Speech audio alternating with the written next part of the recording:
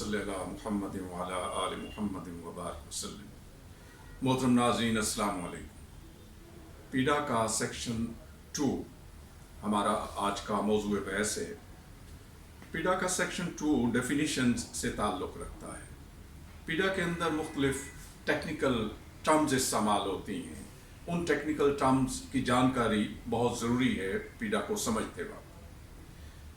इन definitions के बारे में एक बात जानना बहुत ज़रूरी है कि ये वो अल्फाज हैं जो बाज़ औक़ात आम ज़िंदगी में भी हम इस्तेमाल करते हैं, लेकिन जब ये रूल्स के अंदर इस्तेमाल होते हैं तो इनका मतलब वो नहीं रहता, अमूमन वो नहीं रहता जो हमारी आम ज़िंदगी में होता है। तो जब इनका इस्तेमाल रूल्स में होता है तो इनको उन रूल्स के तनाज़ुर में देखा जाता है।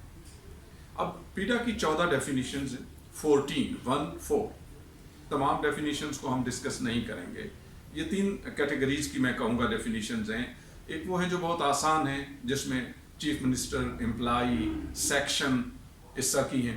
दूसरी वो डेफिनेशंस हैं जिन्हें हम डिस्कस करेंगे जब हम उन सेक्शंस को पढ़ेंगे। मिसाल के तौर पे inefficiency, misconduct, corruption, subversive activities, hearing officer, तो इनको हम मुतल्लिका सेक्शंस में डिस्कस करेंगे। जो अभी हम डिस्कस करेंगे वो चंद बहुत इंपॉर्टेंट डेफिनेशंस हैं। सबसे पहली है अक्यूज्ड। अक्यूज के बारे में मैं कहता होता हूँ कि पीडा का अक्यूज बनने के लिए 2 तरह की क्वालिफिकेशन चाहिए। पहली क्वालिफिकेशन पहली सूरत उस अक्यूज की कि उसका ताल्लुक उन 3 कैटेगरीज में से हो जिनको हमने सेक्शन 1 में डिस्कस किया। वो कौन सी कैटेगरीज? या तो वो गवर्नमेंट एम्प्लॉई हो या कॉरपोरेशन एम्प्लॉई हो या इन दोनों इदारों का रिटायर्ड एम्प्लॉई जिसे रिटायर हुए अभी 1 साल मुकम्मल ना हुआ। तो इसको हम पहली उसकी शर्त कहेंगे या क्वालिफिकेशन कहेंगे। दूसरी उसकी क्वालिफिकेशन कि इन 3 में से एक कैटेगरी का हो और उसके खिलाफ पीडा के तहत कार्रवाई की जा रही है। जब पीडा के तहत कार्रवाई की जा रही होगी तो वो अक्यूज बनेगा। तो गोया उन 3 कैटेगरीज में से एक हो और फिर उसके खिलाफ पीडा के तहत कार्रवाई हो रही है तो उसे हम पीडा का अक्यूज करेंगे। सेकंड डेफिनेशन जो हम डिस्कस करने लगे उनमें इंपॉर्टेंट है चार्ज। चार्ज से मुराद है एलिगेशन, अल्जाम। पीडा के अंदर जब कार्रवाई होती है, इल्ज़ामाती कार्रवाई होती है, तो बगैर स्पेसिफिक चार्ज के किसी के खिलाफ प्रोसीड नहीं किया जा सकता। तो वो अल्जाम जिसकी बुनियाद पर किसी के खिलाफ कार्रवाई की जा रही है उसे चार्ज कहते हैं। तीसरी अहम डेफिनेशंस में से जो डेफिनेशन आती है वो अपॉइंटिंग अथॉरिटी। लफ्ज अपॉइंट से मुराद है जैसे कि किसी को अपॉइंट करना, तयन करना। तो वो अथॉरिटी जो किसी को तयन करती है, जिसको अपॉइंट करती है, सर्विस में लेती है, इसका लफ्जी मतलब अपॉइंटिंग अथॉरिटी। ये कौन होती है?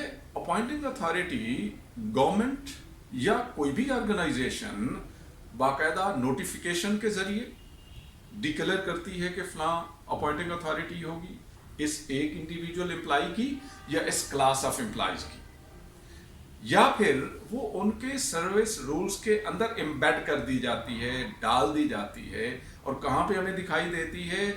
सर्विस रूल्स के आखिर पे शेड्यूल दिया गया होता है। वो जो शेड्यूल दिया गया होता है उसके अंदर बाकायदा हर पोस्ट का, उस डिपार्टमेंट के अंदर पाई जाने वाली हर पोस्ट वो नाम या टाइटल दिया गया होता है, डेजिग्नेशन दी गई होती है और सामने उसकी अपॉइंटिंग अथॉरिटी दी गई होती है। अब ये एक बात अपॉइंटिंग अथॉरिटी के बारे में समझना ज़रूरी है कि इसके अलावा अपॉइंटिंग अथॉरिटी का हमारी सर्विस में किरदार क्या है। मेरे नज़दीक, मेरी ज़ाती राय में, अपॉइंटिंग अथॉरिटी का किरदार किसी एक एम्प्लॉई या ग्रुप ऑफ एम्प्लॉइज या क्लास ऑफ एम्प्लॉइज जिनकी के वो अपॉइंटिंग अथॉरिटी है, उसके सरकारी वालिदैन का की हैसियत होती है। कैसे? वालिदैन इंसान को जन्म देते हैं, फिर वो सारी ज़िंदगी उसका, जब तक कि वो अपने पाँव पे खड़ा नहीं हो जाता, उसका ख्याल रखते हैं। अब जो बंदा सर्विस में आता है, जो बंदे के फितरी वालिदैन है, वो तो रखते हैं उसका ख्याल जब तक कि वो अपने पाँव पे खड़ा नहीं हो जाता, कमाने वाला नहीं हो जाता। लेकिन अपॉइंटिंग अथॉरिटी اس کی ساری سروس کی زندگی کا خیال رکھتی ہے، اس کو سروس میں لے سکتی ہے، اس کی تنخواہ کا تعین کرتی ہے، اس کو پوسٹ کرتی ہے، ٹرانسفر کر سکتی ہے، اس کے بعد اس کی تنخواہ کے معاملات، اس کے ریٹائرمنٹ کی سٹیج پہ اس کی نوٹیفیکیشن، اس کی پینشن، یہ سارے کام اس کی سروس کی زندگی سے متعلق ہیں، اور یہ سارے کام اپوائنٹنگ اتھارٹی کرتی ہے۔ اگر انڈیویجول فوت ہو جاتا ہے تو جو پوسٹ ڈیتھ بینیفٹس ہیں اس کے نوٹیفیکیشنز اپوائنٹنگ اتھارٹی نے کرنے ہیں۔ اگر وہ ریٹائر ہوتا ہے، فوت ہو جاتا ہے، اس کے بعد اس کی فیملی پینشن کو، اس کے بچوں کے معاملات کو بھی اپوائنٹنگ اتھارٹی اس کی دیکھے گی۔ 17A کے تحت سروس دینی ہے تو اپوائنٹنگ اتھارٹی نے دینی ہے، آپ پینشن دینی ہے، فٹس دینے ہیں، اور بیٹیوں کی پینشن کا ہے، بیوہ کی پینشن کا ہے، یہ سارے پینشن کے ڈیسیژنز بنیادی طور پہ اپوائنٹنگ اتھارٹی نے کرنا۔ تو گویا اپوائنٹنگ اتھارٹی کا کردار سرکاری والدین کا ہے، صرف بندے سے کے معاملات، اس گورنمنٹ امپلائی کے معاملات کو نہیں دیکھتی، بلکہ اس کے پوسٹ ڈیتھ یا پوسٹ ریٹائرمنٹ معاملات کو بھی اس کی اپوائنٹنگ اتھارٹی دیکھتی۔ اس کے بعد اگلی امپورٹنٹ ڈیفینیشن آتی ہے کمپیٹنٹ اتھارٹی۔ کمپیٹنٹ اتھارٹی سے مراد وہ اتھارٹی ہے جو پیڈا کے تحت کارروائی کرنے کی مجاز ہے، جو پیڈا کے تحت کارروائی کرنے کی صورت میں جرم ثابت ہونے پر جزا سزا کا فیصلہ کر سکتی ہے۔ اب یہ کون ہے؟ کمپیٹنٹ اتھارٹی چیف منسٹر ہے خود، یا کوئی ایسا افسر یا ایسی اتھارٹی جس کو چیف منسٹر امپاور کر دے کہ وہ پیڈا کی کارروائی کرے، تو وہ کمپیٹنٹ اتھارٹی ہوگی۔ اگر ایسا چیف منسٹر نے نہیں کیا، کسی کو امپاور نہیں کیا، کوئی نوٹیفیکیشن اس طرح کا نہیں کیا، تو اس صورت میں کمپیٹنٹ اتھارٹی کا کردار اس کی انڈیویجول اکیوز کی اپوائنٹنگ اتھارٹی کرے گی۔ گویا جہاں پہ چیف منسٹر خود یا چیف منسٹر کسی کا اسپیسیفک آرڈر نہیں کرتا، تو invariably competent authority appointing authority رہے گی، اور عموماً انویریبلی جیسے میں نے کہا اپوائنٹنگ اتھارٹی ہی کمپیٹنٹ اتھارٹی کا کردار ادا کرتی ہے، اور یہ لاجیکل بھی ہے۔ لاجیکل اس طرح کہا جاتا ہے پنجابی میں، ماں مارے پر مارن نہ دے دے۔ بھائی اپوائنٹنگ اتھارٹی سارا جو معاملات ہیں، سارے اس کے امپلائی کے، اس اکیوز کے، اس سروس کے معاملات سارے دیکھتی ہے، تو یہ جزا سزا بھی اسی کی ذمہ داری ہونی چاہیے، اور اسی لیے پیڈا کے اندر اپوائنٹنگ اتھارٹی کو کمپیٹنٹ اتھارٹی کا کردار انویریبلی دے دیا گیا ہے۔ ایکسیپشن ہے جب چیف منسٹر کسی اور کو نوٹیفائی کر دے کمپیٹنٹ اتھارٹی۔ اس کے بعد ہے اپلیٹ اتھارٹی۔ اپلیٹ اتھارٹی کا تعلق اکیوز کے ساتھ دادا کا ہے۔ اگر والدین کا کردار اپوائنٹنگ اتھارٹی یا کمپیٹنٹ اتھارٹی ادا کر رہی ہے، پرفارم کر رہی ہے، تو اس سے اوپر ون سٹیپ اس کی اپلیٹ اتھارٹی ہے۔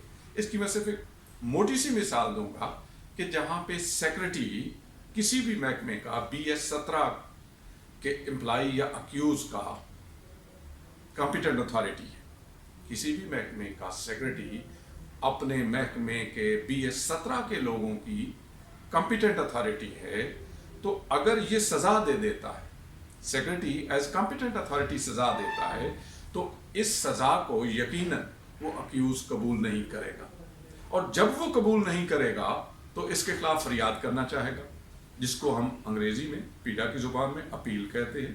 تو اپیل وہ کس کے پاس کرے گا؟ اپیل وہ اپنی اس کمپیٹنٹ اتھارٹی سے ایک سٹیپ ہائر کے پاس جائے گا، 2 سٹیپ ہائر کے پاس نہیں جا سکتا، صرف ایک سٹیپ ہائر کے پاس جائے گا، جس کی مثال میں نے دادا کی تھی۔ اب اس صورت میں اگر ایک SDO ہے محکمہ اریگیشن کا اور وہ BS-17 میں ہے، تو اس کی کمپیٹنٹ اتھارٹی سیکرٹری اریگیشن ہے۔ اگر سیکرٹری اریگیشن اس کو کوئی سزا دیتا ہے اور وہ سزا کے خلاف اپیل کرنا چاہتا ہے، تو وہ چیف سیکرٹری کے پاس جائے گا، وہ چیف منسٹر کے پاس نہیں جا سکتا۔ اگر ایک BS-18 کا بندہ ہے اور اس کی کمپیٹنٹ اتھارٹی اگر چیف سیکرٹری ہے، ڈپٹی سیکرٹری ہے، مثال کے طور پہ BS-18 کا آفیسر ہے، اس کی اپوائنٹنگ اتھارٹی، اس کی competent authority chief secretary Punjab ہے۔ جب چیف سیکرٹری پنجاب اس کو کوئی بھی پینلٹی ایوارڈ کرے گا تو اس کے خلاف اپیل چیف منسٹر کے پاس ہوگی. تو یاد رکھنے کی بات یہ ہے کہ یہ کمپیٹنٹ اتھارٹی سے ایک سٹیپ ہائر اپلیٹ اتھارٹی ہوتی ہے. اور یہاں پہ ایک اور کنفیوژن دور کرنے کی ضرورت ہے. یہ کمپیٹنٹ اتھارٹی، یہ اپوائنٹنگ اتھارٹی، یہ اپلیٹ اتھارٹی، یہ پوزیشن کے حساب سے ہوتی ہیں، اسکیل کے حساب سے نہیں ہوتی.